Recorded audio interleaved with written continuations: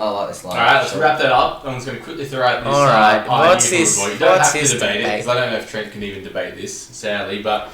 I think I know what it is. I can debate it. I'm interested to hear what you're going to say, but someone wrote about whether Steph Curry should be considered for most improved player. So I think it was No. it was a Tom Haverstraw big number, I think. Or it was like one of those videos that I saw. I've seen it. And the point he made was, so Steph Curry's points per game increases, it was 6.9, but just quickly I think I'll look at his stats from the increase, and I think it's actually gone up with his massive scoring outbursts lately. I think it's actually closer to 7 or 8, and they're saying that that's the highest MVP increase ever. Usually MVP is usually only increase, the average is 0.9 points after winning an MVP. The next best I think was 4.3 points by Larry Bird, who jumped from 24 to 28.7.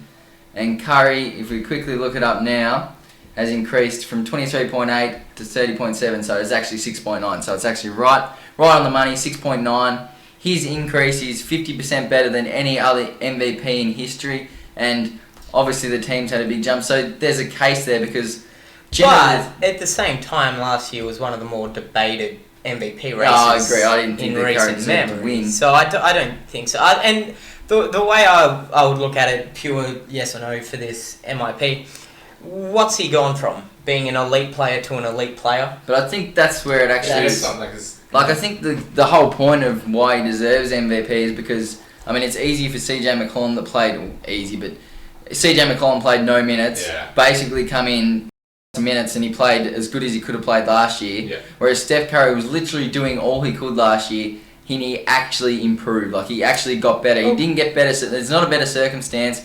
He's actually shooting better. He can finish in the paint now. He's playing more minutes, as I just saw right there. Just He's playing 1.2 more minutes. No, But I agree with what you say about I hate most improved player, how they look at guys like the CJ McCollums who they benefit from an increased role. Yeah. True, Not but so much he's going also from season to better season. from like a more advanced metric standpoint, though, right, 100%. CJ? Not 100% love CJ McCollum. Yeah. They just And that's where I think it is. Time with most improved player, how a lot of it is to do with someone stepping into a role. But if you're going, like, you can have a 30 PER in 8 minutes, but if you go from like a 10 PER to 21, that's huge, right? That's huge. Yeah, it's true. Yeah.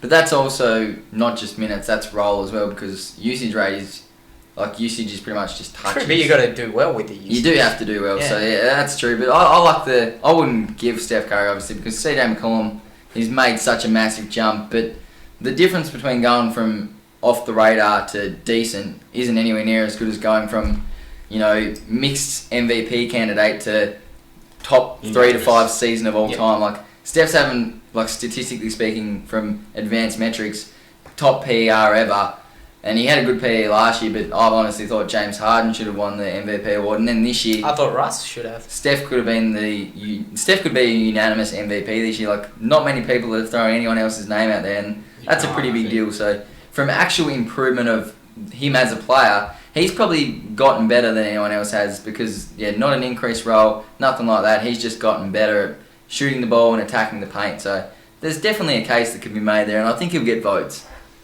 I don't know. Because sometimes it is just the simple explanation is the explanation, and he's just gone from being an elite player to a better elite player. CJ's gone from being a bad player to a really, really good player. That's all it comes down to. And another one that I like in that situation as well is Andre Drummond. He's gone from being a good player to, I'd say he's an elite player. He's an elite center in the game. I would have to say that I agree there just because I picked Andre Drummond as my most improved player candidate at the start of the year. So I hope that he gets it. And there's your early. debate. So there's your debate.